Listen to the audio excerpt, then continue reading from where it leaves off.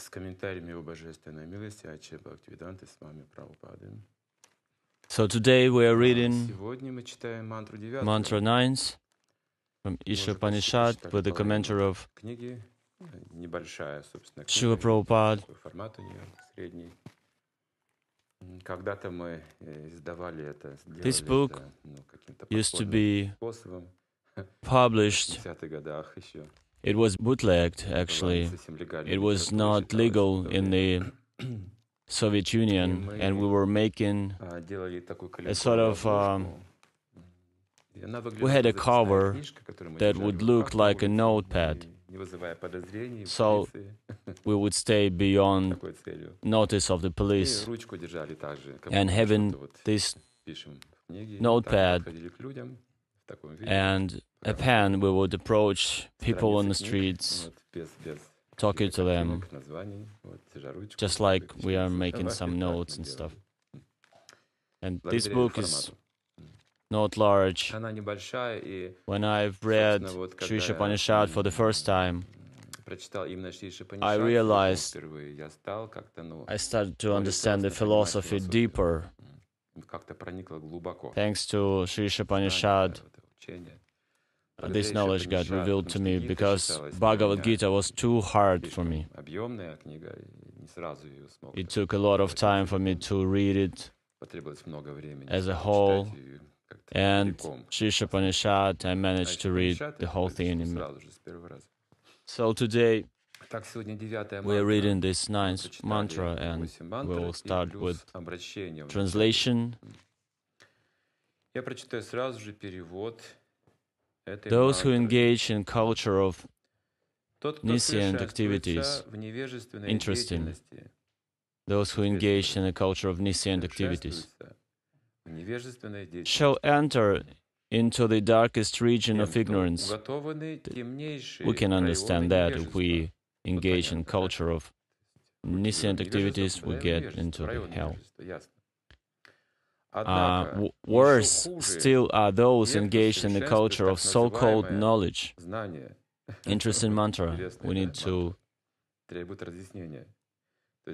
go through it.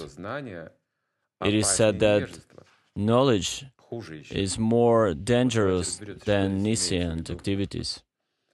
What is nescient activities? And we need to understand. This is like a sutra for our mind to understand.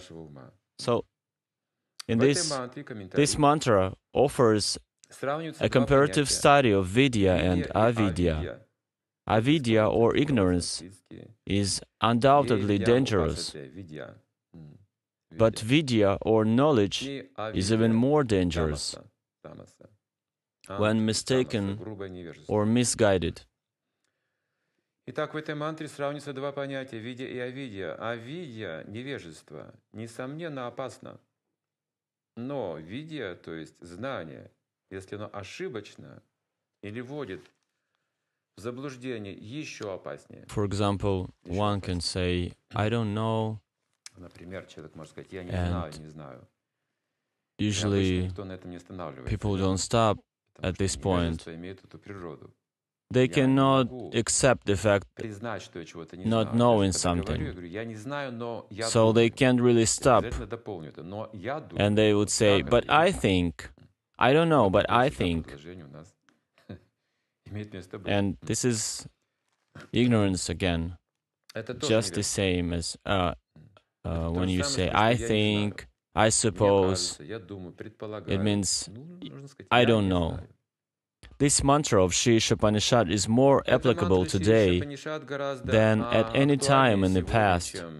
Modern civilization has advanced considerably in the field of mass education, but the result is that people are more unhappy than ever before because of the stress placed on material advancement to the exclusion of the most important part of life, the spiritual aspect. Some might say, I don't agree, and people would say, I don't think people were more happy before because They had no advancement. They had no gadgets, cell phones, no synthetic materials, and no such weapons. Before, they would just had to use a plug, working on the field very hard. There was no shower, cabins. So I would say, no, I don't agree.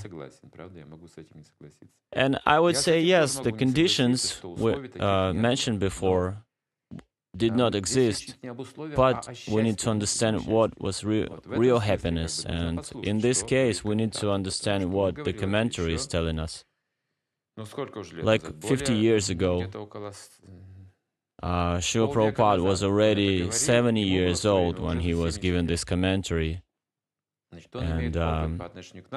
And he is based on the experience 100 years before.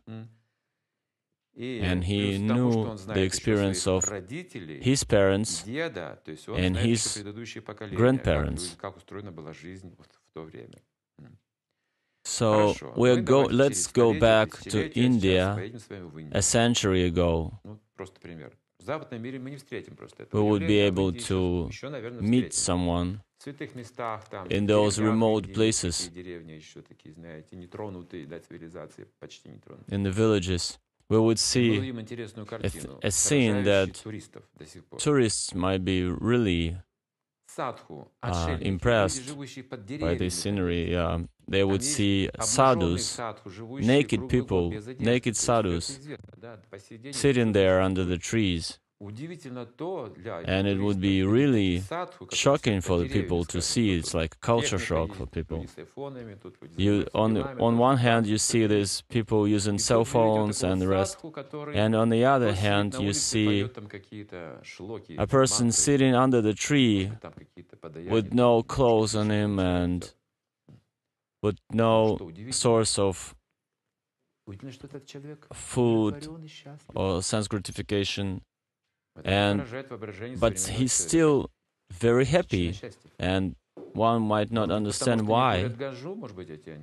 He could be just smoking marijuana and be high all the time, but no, they're renounced. They're living in a renounced order of life. Why are they happy? Well, that's because they know something about spiritual life. If you know nothing about spiritual life, you won't be able to resist illicit sex or drugs or gambling. You will not be able to leave this habit of eating meat if you don't have a bit spark of spiritual knowledge in you. If you have that, immediately you walk the path of vegetarianism or ahimsa, and some other energies are ruling your life. If you're lacking that spiritual knowledge, that node, you won't even able to find it, to put it on. You're very puffed up, living in this ignorance. This is a culture of ignorance. Technologies. What do I do with that technology? With the cell phone? What do I do with that? There is no progress, actually. Yes, I have this phone, but nothing has changed in me. I started to swear more. I have more people available to me through the screen. I can send these instant messages. But before, people would put their time writing letters, finding appropriate words. They knew this letter is going to cover a lot of time to get to the addressee, the receiver. And now we don't have time for that. To write a letter, we don't do that. Mostly we say, hey, what's up? How's it going? The education, Vedic education, is so much different from academic education nowadays. A teacher would explain his disciple something, and for a while he's going away while his disciple is learning, while he says, while he's still not knowing this moment, Guru, he might not come till that time. Nowadays, teachers are pushing their disciples forward. They're saying, oh, you're stupid, and let's do it again and think about it twice. You don't need any cell phones or anything to expedite the process, but the desire to be taught. I have this desire awakened in my heart. It means knowledge, the desire of knowledge. If you don't have that desire to understand the absolute truth, and you're just using these gadgets in order to realize this outside world, then there's no need to do that. As far as Avidyā is concerned, the first mantra has explained very clearly that the Supreme Lord is the proprietor of everything, and that forgetfulness of this fact is ignorance. This is what Isopanisad states here. Ignorance. There are many kinds of ignorance, but what is the main source? What is ignorance? How do I feel it? I don't know, that's why I don't feel it. The knowledge I know, it's more like something inspiring. I have enthusiasm to do something. How do I feel ignorance? Ignorance you can feel as a fear of losing something. The knowledge gives you the insight on the subject and on oneself. But in ignorance, you don't know neither the object of knowledge nor oneself.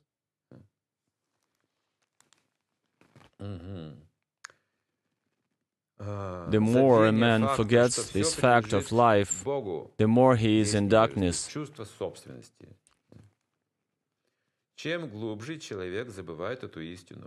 So there is a deep depth of ignorance. I could remember some of it, like we've been passing through mantras before. The first mantra of Isopanisad, I remember. I can even recite it, but in my life, it's not applicable in my life. So there is a depth to this knowledge. And real knowledge and deep knowledge means I can apply it in my life. Otherwise, I'm just surfing.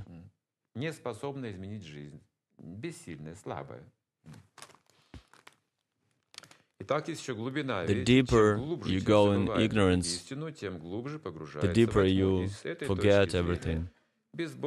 In a view of this, a godless civilization directed toward the so-called advancement of education is more dangerous than a civilization in which the masses of people are less educated. Amazing. We wouldn't be able to understand it. Look, we are after scholars. We praise them. I was like that. I was praising, glorifying the scholars and scientists before I had to deal with them and talk to them. And I realized there are many different categories of those. And some of them are real rascals. And if you combine this rascal consciousness with education, it's making you more dangerous. So those who are lacking the education in this case, they are less dangerous. Like my grandmom, she was not educated. She would just finish a couple of grades in school, a couple of years. And she, well, it was because of the time period she lived in, and it was a time of civil war and Second World War and revolution and a lot of losing people and relatives and hard times. But I remember her not as an ignorant person who never been taught. I remember her as a PhD, doctor of philosophy. She's in cooking, in her sweet talks. That was her nature. And the education was more like an artificial layer to her. We're okay with people being a PhD,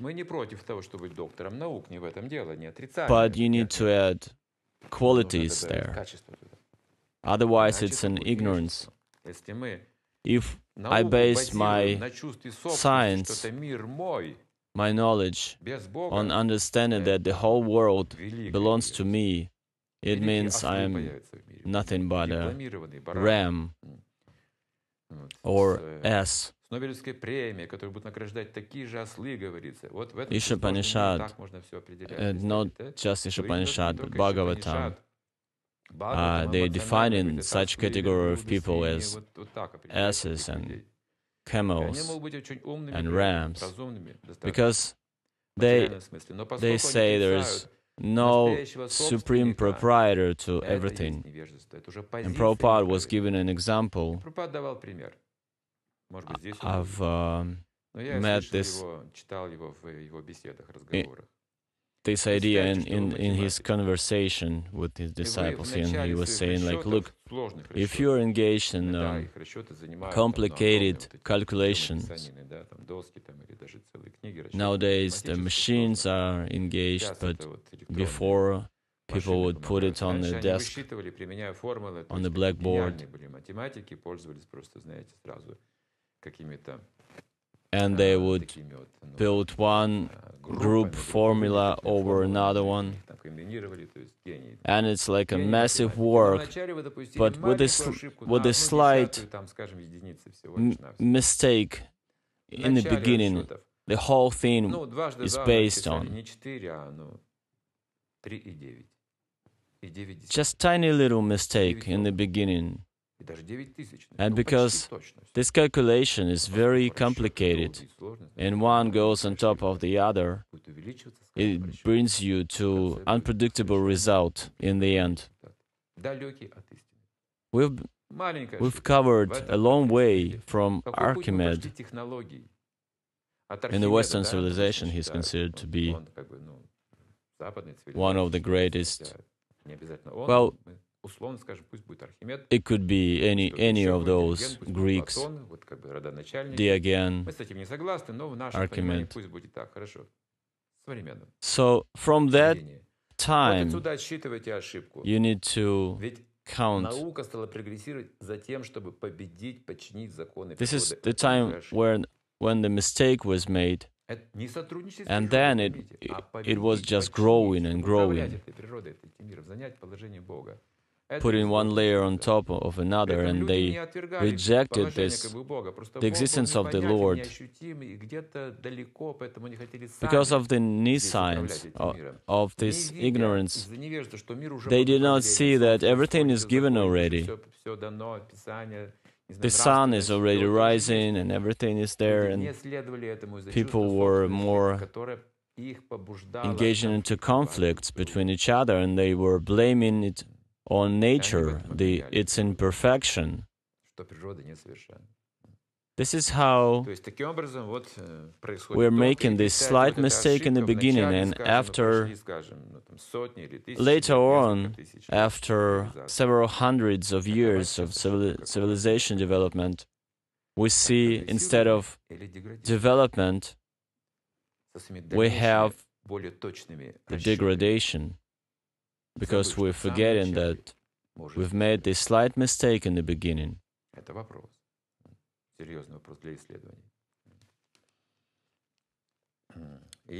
Of the different classes of men, karmis, jnanis, and yogis, there are three groups: karmi, jnani, and yogis. The karmis are those who are engaged in the activities of sense gratification. They work just to satisfy their senses. In the modern civilization, 99.9% of the people are engaged in the activities of sense gratification under the flags of industrialism, economic development, altruism, political activities, and so on. So it's more like hedonistic point of worldview. I engaged in everything in order to get some pleasure, to satisfy my senses, nice food, etc., etc. All these activities are more or less based on satisfaction of the senses to the exclusion of the kind of God consciousness described in the first mantra. Karmic activity is always godless activity. Even for karmis, there is a religion. Religion is always there. It's required, otherwise it's very difficult to live. But real religion, not fake. But then, in religion, if we get the laws of greediness and envy got into religion, then it's useless. Karmis, they're also worshipping the Lord. With some money, they sending it to the hospitals and temples in order to live better in this life, to enjoy in this life. So I could have a good economic situation and political situation. This is a karmic consciousness. In the language of Bhagavad Gita 7.15, people who are engaged in gross sense gratification are mudhas, asses. The ass is a symbol of stupidity. Those who simply engage in the profitless pursuit of sense gratification are worshipping Avidyā. So people are being in the darkness. From this perspective of knowledge, people are being placed in the darkness, Avidyā. They live in a stupid life. And those who play a role,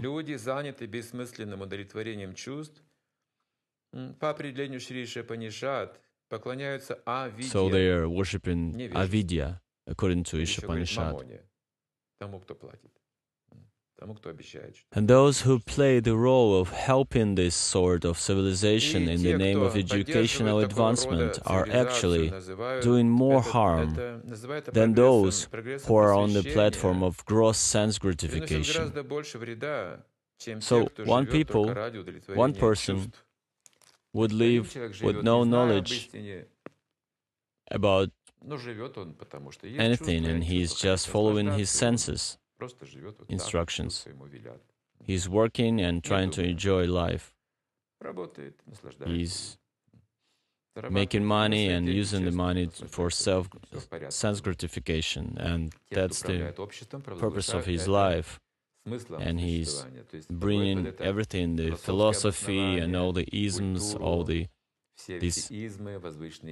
under this philosophy. This is another category that is more dangerous. the advancement of learning by the godless people is as dangerous as a valuable jewel on the hood of cobra. A very good example. Cobra is decorated with a valuable jewel is more dangerous than one not decorated. If you see a cobra, you would run away, or you see an ignorant person, you would say, there's nothing to do here, you go away.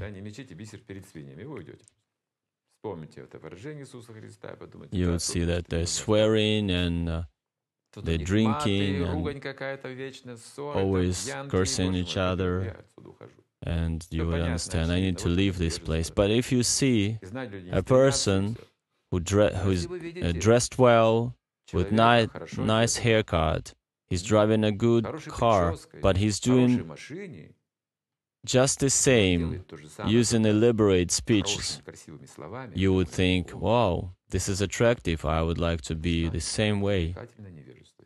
Amazing. This external energy, Avidyā, works its way. Very interesting. If you're in ignorance, you won't have any prestige in this life. But if your exterior view is nice, even though you're in ignorance, but you have money and clothes, money is not knowledge, money is just material energy. So if you use your money or nice clothes without any purpose, then you live in ignorance. You just do it to satisfy your senses, and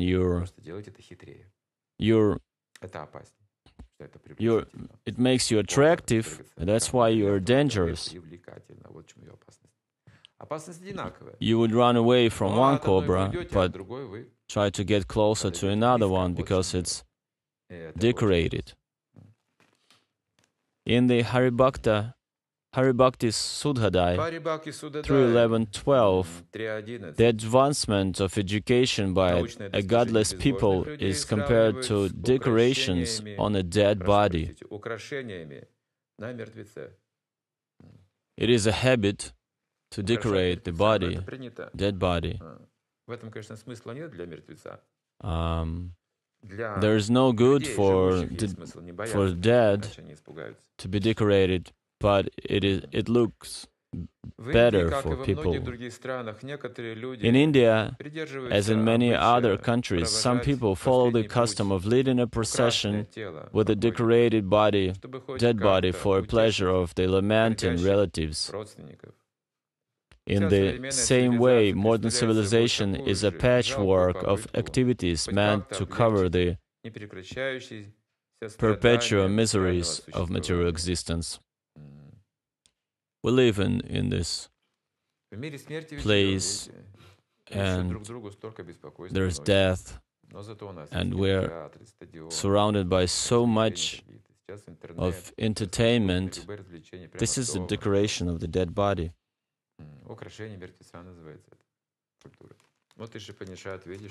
All this activity, all such activities are aimed towards sense gratification, but above the senses is mind, and above the mind is the intelligence, and above the intelligence is the soul.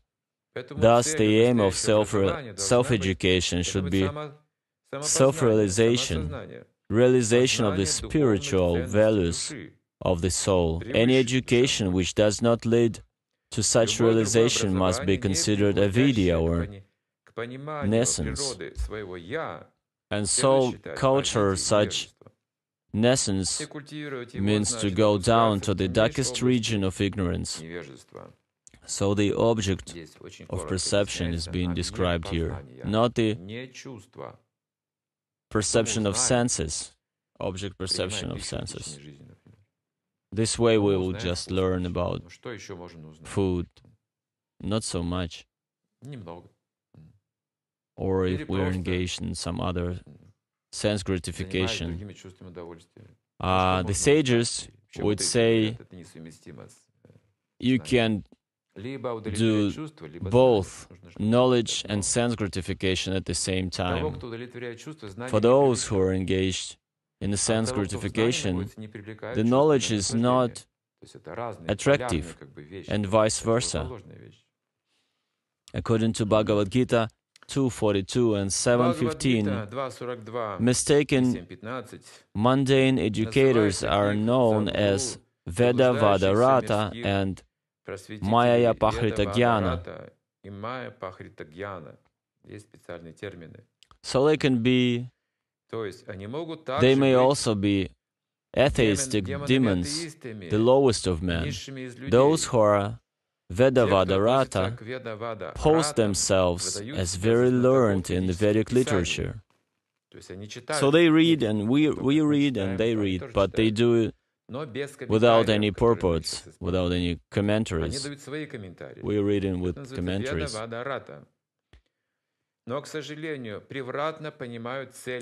But unfortunately, they are completely diverted from the purpose of the Vedas. And that's why they understand it wrong. In the Bhagavad Gita 15.15, it is said that the purpose of the Vedas is known to the personality of Godhead. But these Veda-Vadarata men are not at all interested in the personality of Godhead. So they're just using the Vedas in order to promote their own opinion, to promote themselves. They're being based on their pride. This is why it's called Avidyā, ignorance. They do it, they put their own commentaries there on Vedas in order to become famous philosopher.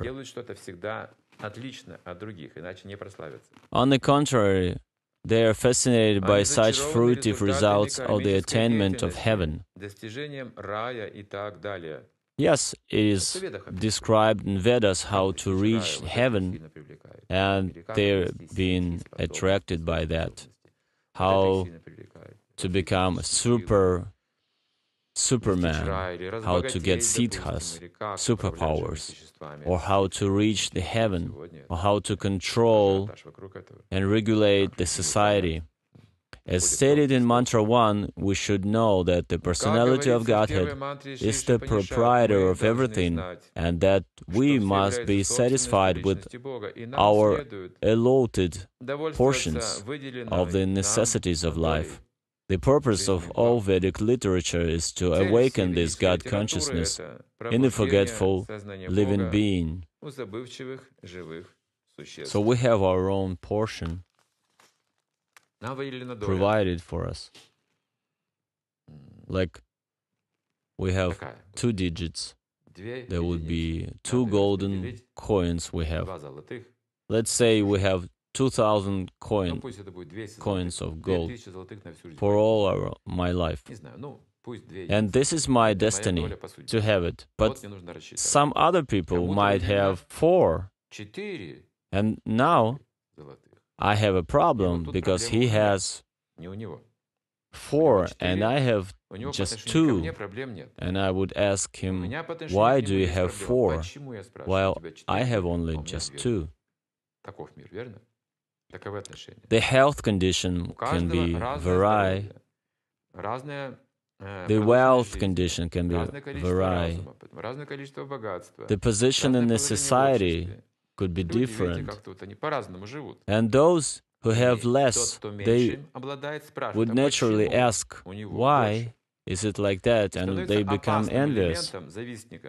So those who have more, they are trying to protect their property.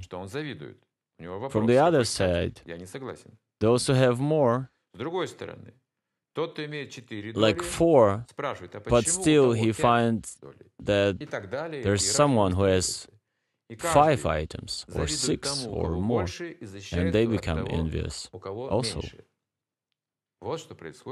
Without God consciousness, it's a problem. But when we are God conscious, we see that these 2 portions, or 5 portions, or 6 portions that people have, they all belong to God. If you know that, then your activity would be different. You would find the answer. You would start to take care of each other, one after another.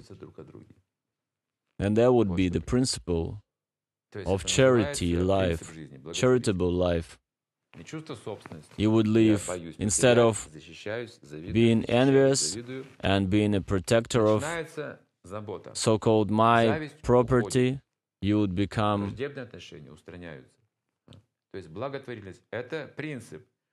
you would be taking care of those who have less.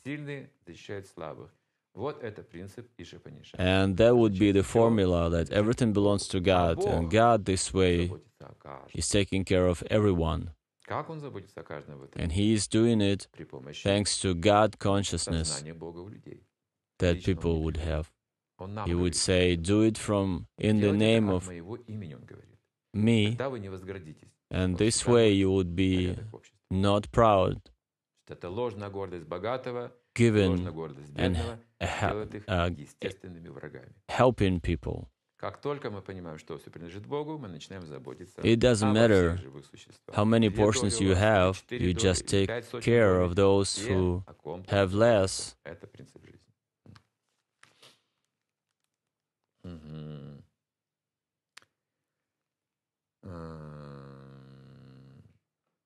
But the Vedavadarata people, instead of realizing that the purpose of the Vedas is to revive the forgetful soul's lost relationship with the personality of Godhead, take it for granted that such side issues as the attainment of heavenly pleasure for sense gratification, the lust for which causes their material bondage in their first place, are the ultimate end of the Vedas. Such people misguide others by misinterpreting the Vedic literature. Sometimes they even condemn the Puranas, which are authentic Vedic explanations for laymen. The Vedavadaratas give their own explanations of the Vedas, neglecting the authority of great teachers, acharyas. They also tend to raise some unscrupulous person from among themselves and present him as the leading exponent of Vedic knowledge. Such Vedavadaratas are especially condemned to this mantra by the very appropriate Sanskrit words vidyāyam rata. Vidyāyam refers to the study of the Vedas, because the Vedas are the origin of all knowledge, vidyā, and rata means those engaged. Vidyāyam rata thus means those engaged in the study of Vedas. The so-called students of the Vedas are condemned herein because they are ignorant of the actual purpose of the Vedas on account of their disobeying the acharyas.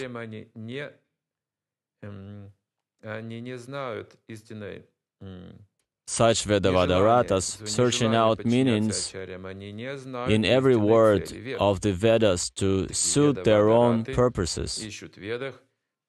They do not know that the Vedic literature is a collection of extraordinary books that can be understood only through the chain of disciplic succession.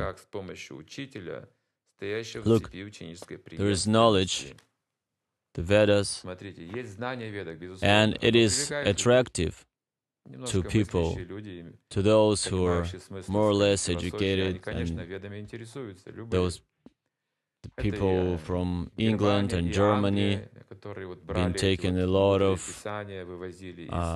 scripts from ancient India. They were bringing it to Europe, and it's sitting there in storages and closets. It was still unstudied. Vedas is a conglomeration of knowledge, undiscovered yet. Modern science all the achievement of the modern science was written down and explained in the Vedas many centuries ago. But actually, this knowledge is not very important, because the real essence of the Vedas, this is what important. Even though the knowledge is hard to get, the essence of this knowledge is even harder to understand and get. I'll show you a secret here, because you study this Isopanisad. The essence of all the Vedas is that every one of us, me, myself, is a servant of God. This formula liberates my soul. How do I understand it? Imagine, what knowledge should I have to be able to open this formula up for people? That's why there are so many descriptions of ways, different ways of attaining some mystic powers or strong health or whatever, because people cannot understand bhakti. You need to learn Vedas from those who understood the essence of Vedas. So those personalities, there's mind and speech and body, serve on a single purpose, to serve this knowledge. I am the servant of God. Otherwise, you're trying to cross the ocean on a boat. And when knowledge is being given from a teacher to his disciple, it's called parampara. It is going without any changes. Otherwise, it's just some information. One must approach a bona fide spiritual master in order to understand the transcendental message of the Vedas. That is the direction of the Mundaka Upanishad 1-12. These Vedavadarata people, however, have their own acharyas who are not in the chain of the transcendental succession. Thus they progress into the darkest region of ignorance by misinterpreting the Vedic literature. They fall even further into ignorance than those who have no knowledge of the Vedas at all. Amazing! I just remembered the expression of Jesus Christ that ignorant people are not so. They have not so much of a problem than those who close to the priests.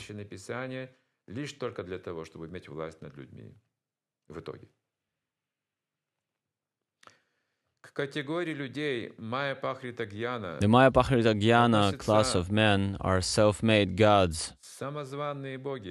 Maya Pahrita Jnana is a more vivid stage of ignorance. Such men think that they themselves are God and that there is no need of worshipping any other God. They will agree to worship an ordinary man if he happens to be rich, but they will never worship the personality of Godhead. Such men, unable to recognize their own foolishness, never consider how it is that God can be entrapped by Maya, his own illusionary energy. If God were ever entrapped by Maya, Maya would be more powerful than God. Such men say that God is all-powerful, but they do not consider that if he is all-powerful there is no possibility of his being overpowered by Maya. These self-made gods cannot answer all these questions very clearly. They are simply satisfied to have become God, in brackets, themselves. So those are gods in ignorance. He doesn't know himself, and he thinks that himself a god. This is the biggest mistake the mind can make. Okay, we got through this 9th mantra of Śrī Īśopaniṣad, and this is a revolutionary topic, spiritual topic. The mantra is killing the demoniac mind without any weapon. That's why it is called mantra. Man is mind, and traite is to protect, to clean. Knowing this, you can be victorious in any battle, in any talkings. Do we have any questions? Какие у нас будут вопросы по 9-й мантре Ишопанишад? Вопрос от Татьяны Палкиной.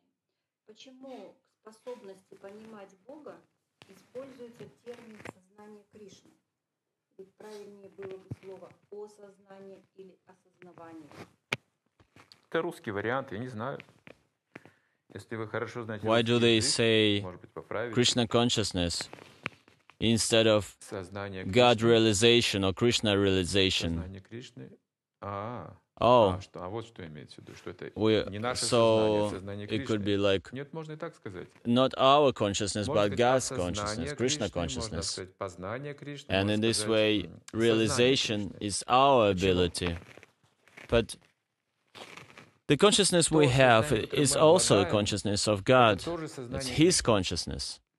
Just like the rays of the sun. There is no ray or sunlight without the sun, right? Without Krishna, there is no consciousness. You can say it this way. Either way, there is no mistake. We have the consciousness of God, or we are God conscious. It's the same.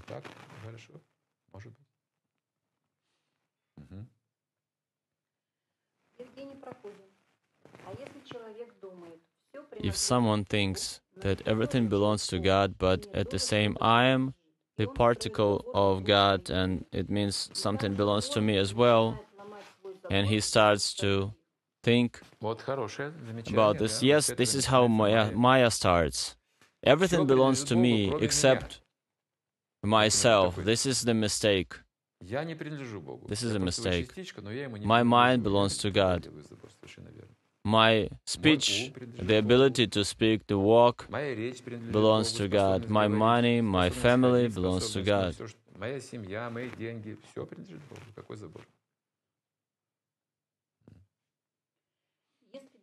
If my burden of sins preventing me from going to Guru and serve him, how do I fix the problem? Your sins is not a problem. It's not an obstacle in your spiritual development. In this case, you can always be purified from the sin. What is really important is your desire and sincere desire to be God conscious. Like, let's say today I have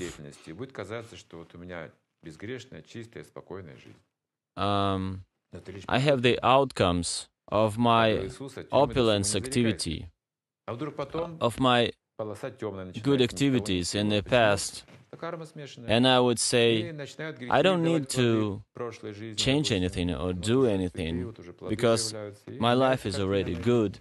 But the next moment, you would have the results of your sinful activity coming your way. And what are you gonna do? We don't just like watching the dance.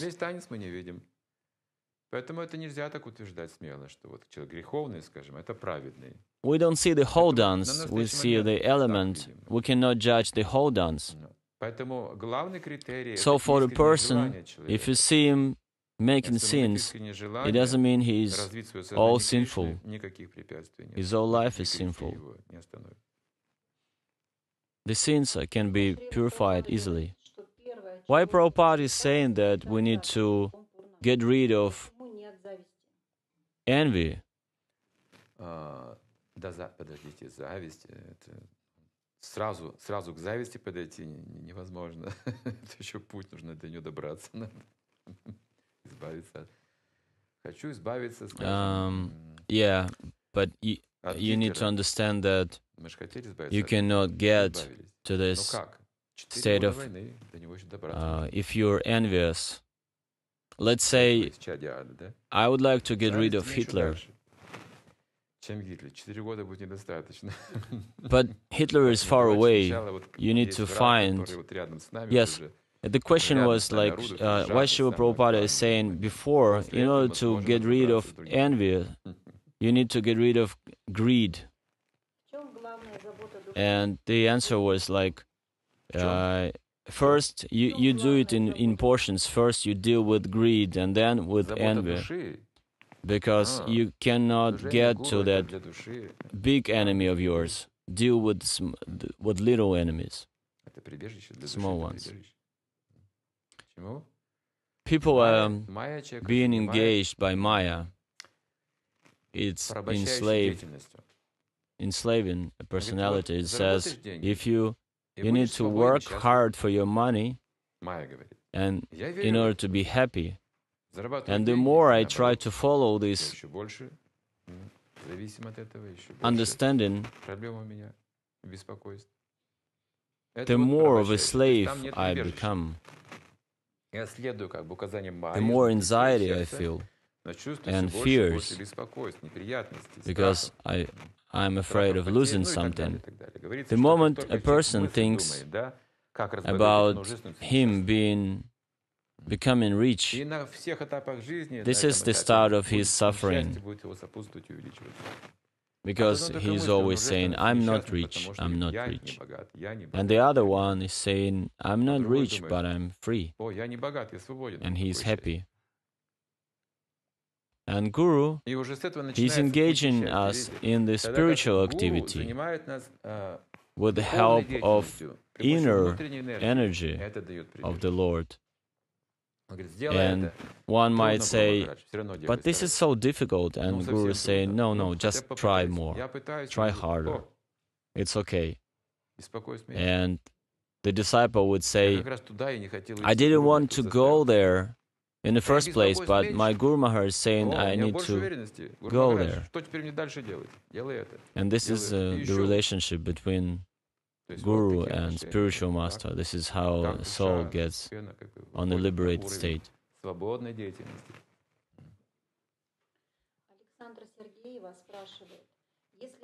What is going to change in my life if I understand that everything belongs to God? And it would be not just information for me, but on a practical level. Well, if on a practical level you understand that, it means your activity will be different, will be changed. Because if I understand that everything belongs to God, I would use it in order to serve the Lord. Otherwise, let's say you have a talent, you need to apply this talent into service of the Lord.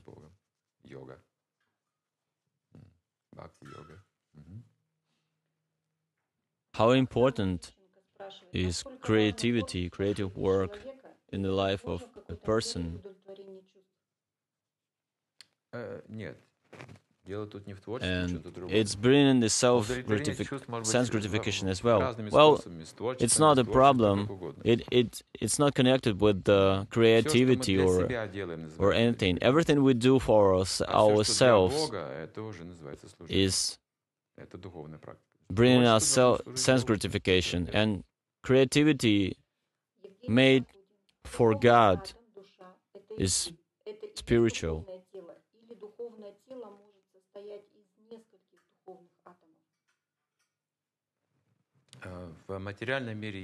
There is a difference between moleculars and atoms.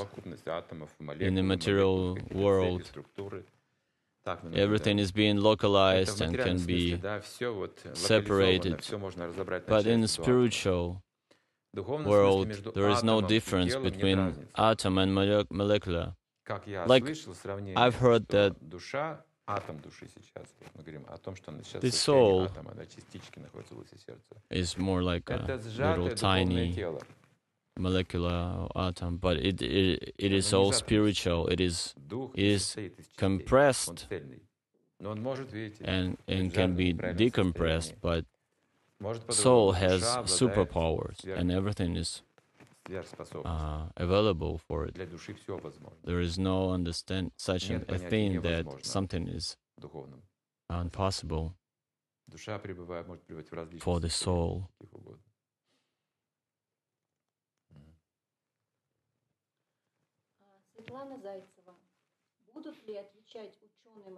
These materialistic scientists, are they going to stand before Yamaraj, the judge, for their activities? Yes, they will, but how they will? It's a question. Let's say someone has discovered this nuclear power,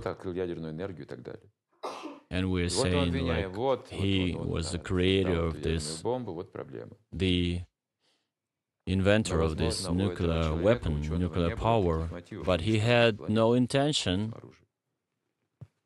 to make a weapon of it. Maybe he was just thinking of helping people by opening this nuclear power plant and giving this, bringing the electricity to such cities as Moscow or Tokyo. But it's understood we're living in this demonic society. Actually, God is providing us all the energy we need. And those scientists who were trying to take the austerity away from the civilization, they're not helping them, but making even worse. It's just like helping your children by taking the austerities out of their life, and this way they would grow into degraded personalities. Some of the scientists are being pushed towards these decisions, and they are not the only ones who have been responsible for this activity, even though the users of the nuclear power would be responsible for it. Those are very fine laws of karma. It's just like going to the store, buying flesh, buying meat, and you're saying, I was just paying, I didn't kill, but you paid to the killer, and this is karma. So when we are using this advancement of the civilization for ourselves, we are becoming a part of this system, of the sinful system, demonic system, and we are supporting it. So if we are not engaging it into the service of the Lord, it would be a karmic activity. When it is engaged, all the same thing, all the same gadgets and planes and factories are engaged in the service of the Lord, that would be spiritual activity.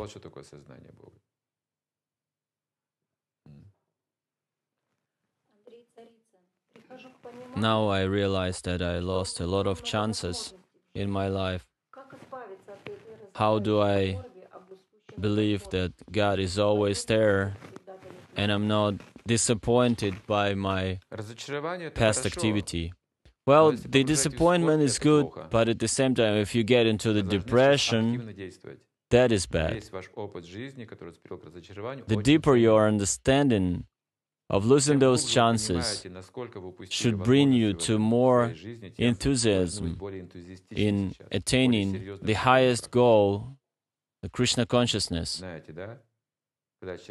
Just like a sick person, and his sickness is not very strong, he's not very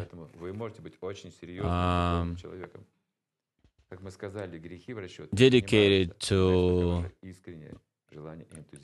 finding the remedy for his sickness. But if he is very sick, then he is more serious about it.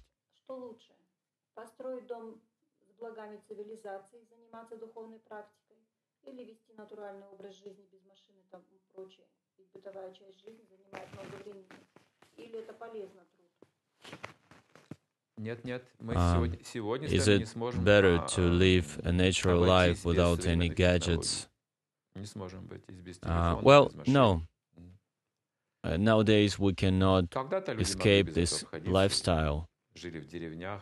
And people used to be able to live in the villages, like in Bengalia, in India. People still live this simple life. Early in the morning they go on the parikrama. At 4 in the morning they wake up and take the shower and everything. And at 5 o'clock in the morning they already outside doing this parikrama. And we've been doing this in India, in those villages. Those traditions are still strong there, spiritual traditions. And we would just chant holy name, and there would be parikrama, this mild walk in the morning. And people are waking up, hearing those sounds, and they're getting out, and they're all happy and smiley, and with shiny teeth. And we were charmed by these villages in Bengal. No cars there, no noise, no huge roads. Everything is natural. And everybody is dreaming of such a scenery, this natural life. But it is already organized there like that. So there is no need to have so much of the transport. But if you live in the cities, modern cities, then you won't be able to avoid using the technologies. But you need to be Krishna conscious. You need to engage everything in service.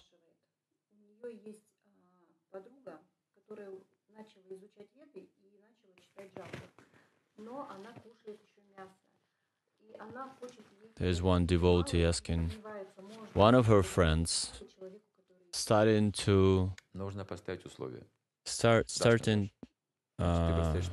practice, but chanting holy name and everything, but she's still meat eater.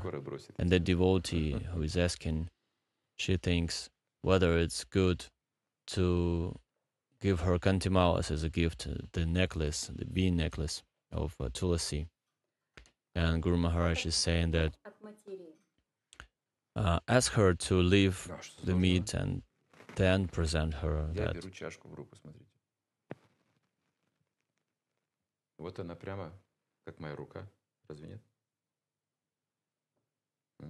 Am I this cup? No, my hand is holding the cup. Look, if I'm holding this, or the stick, or a pistol, I can drink of this cup, or at the same time I can use it to spit the water on you. I can use the function of the cup or pistols or japa, but at the same time I'm not those objects. And look, my hand has the functions, but I'm not my hand. The question was, how do I understand I'm not the body? If I miss part of my finger, of course I would be less good doing things, but still I'm not this body. We can change a heart. Nowadays people can do it to some extent. I do not suggest to, but and they say there is an artificial heart made.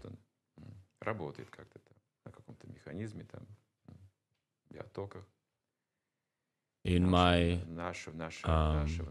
boyhood, there was a song with these lyrics that they say there will be a nylon heart, but we will teach it how to worry.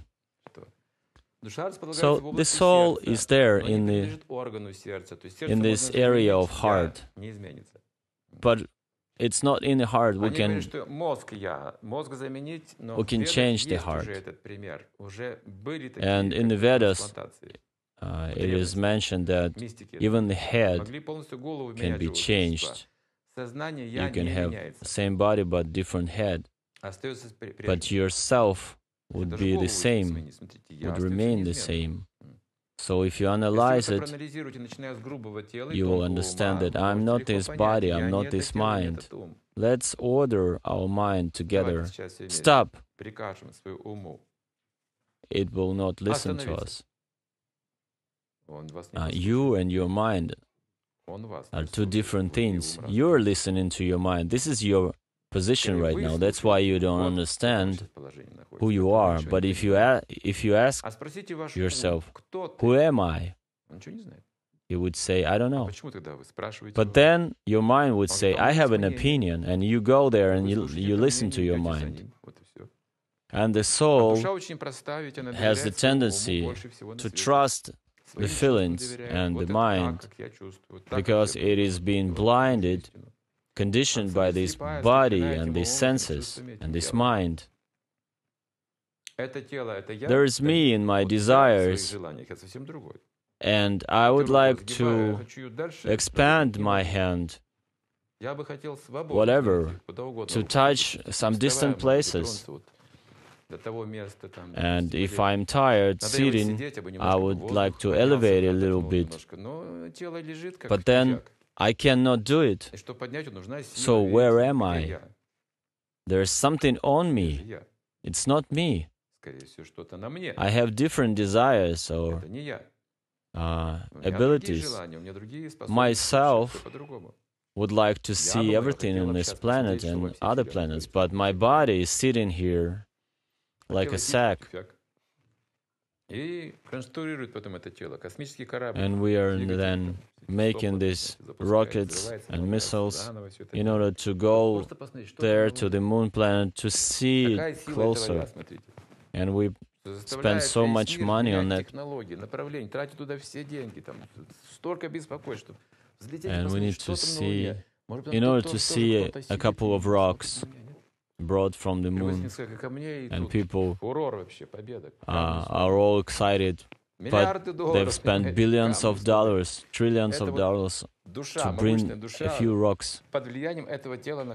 This is a conditioned state, and you need to analyze yourself and understand that you are different from your body.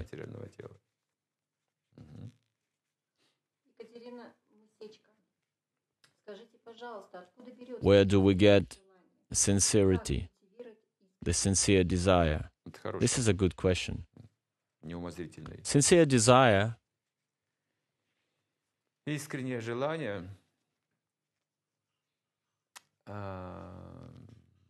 can be get just from a saint person if you get in touch with him in your past life or this life. Or you even see the beginner, the devotee who is just in the beginning and he's connected to this practice. Just like you walk in the street and you see someone in saffron clothes and you meet him and he's giving you the Bhagavad Gita, but you stare at him thinking he's a beggar.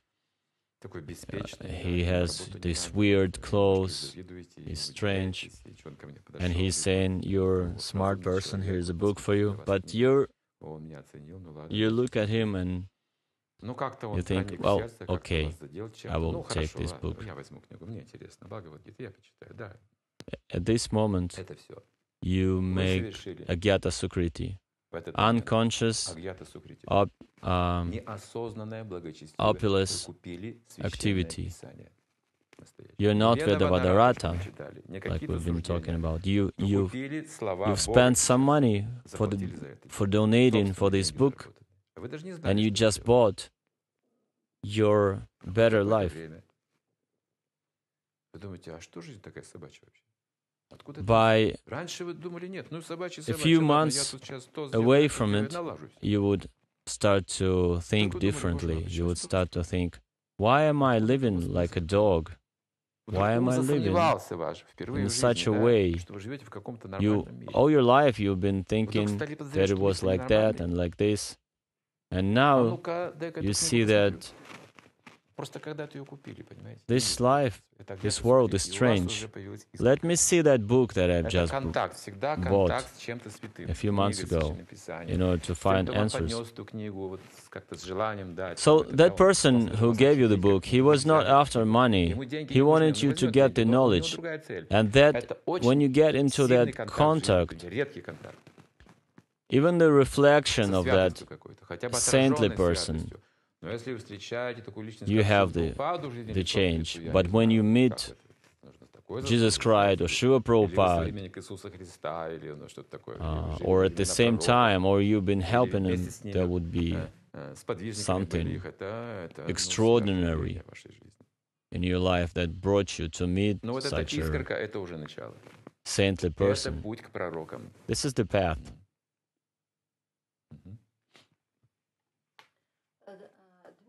Where do I get power to get into mission for 100%?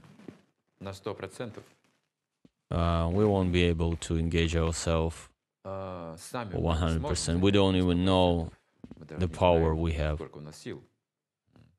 We have power, of course. It's slipping. But your 100% means in real life 2-3%. And 97% of your power is slipping. That's why you think you don't have the power, it's just slipping. There is God inside of your heart. Understand, this is your heart, this is your power. He will give you it. Just be self-realized. And the more and more will be revealed in the future.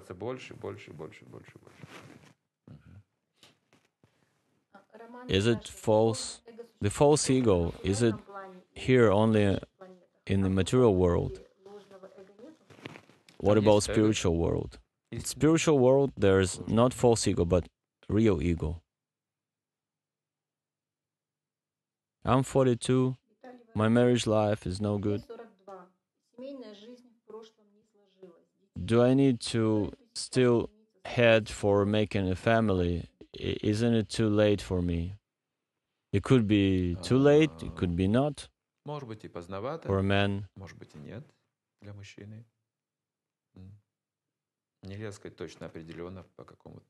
There are many details you need to count. I feel like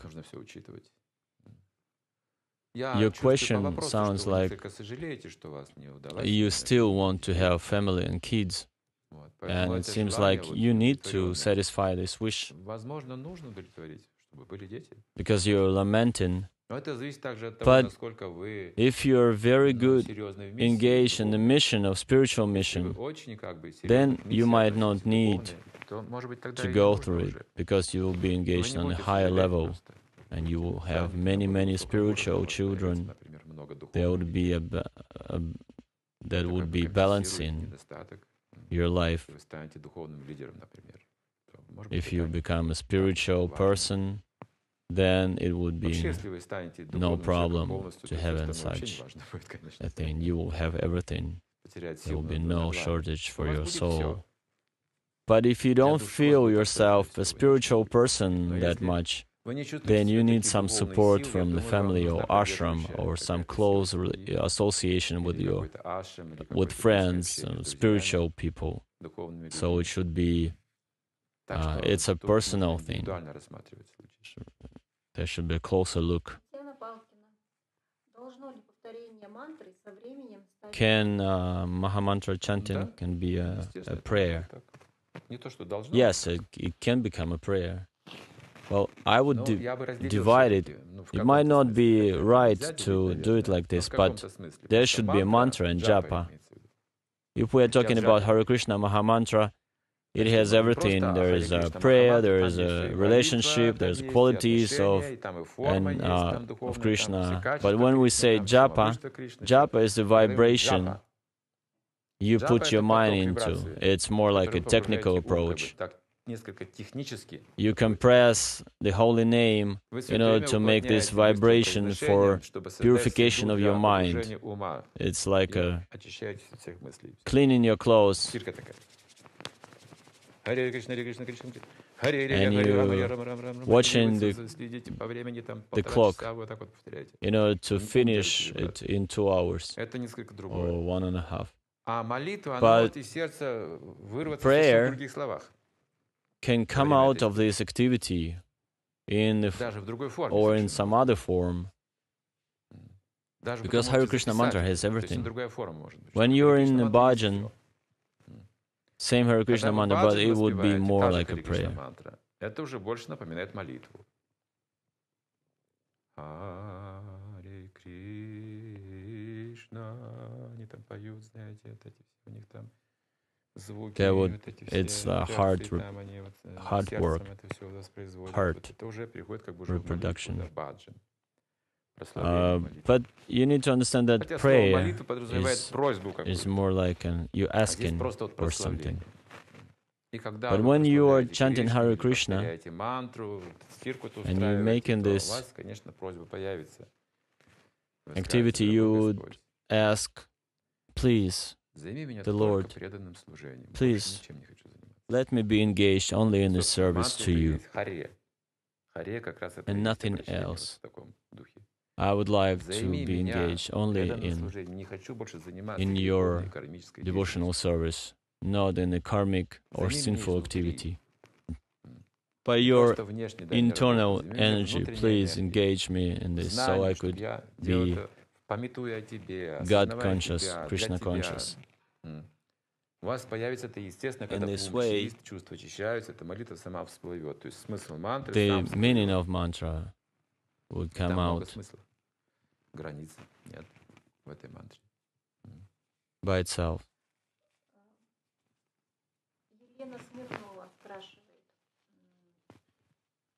Повторяю святые имена как служение Гурудеву.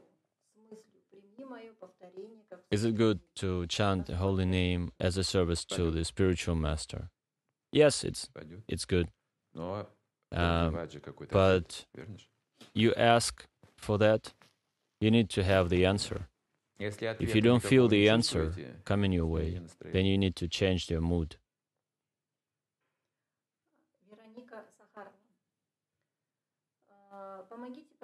I'm losing material stuff through all my life long. Is it karma? Or how do I liberate? Well, this is karma, yes, but at the same time, this is your foolishness. Don't give the money to people that they don't give it back to you. So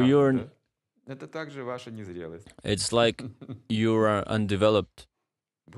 Don't waste your resources, the resources of your life that easy.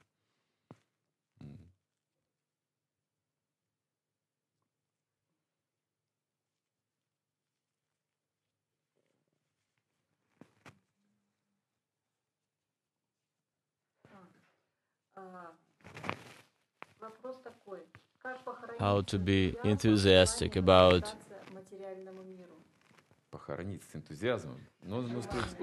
getting rid of the desire to enjoy this sense gratification. How to be engaged in this funeral enthusiastically, funeral of my material life. Yeah, this is a good positive stop for us.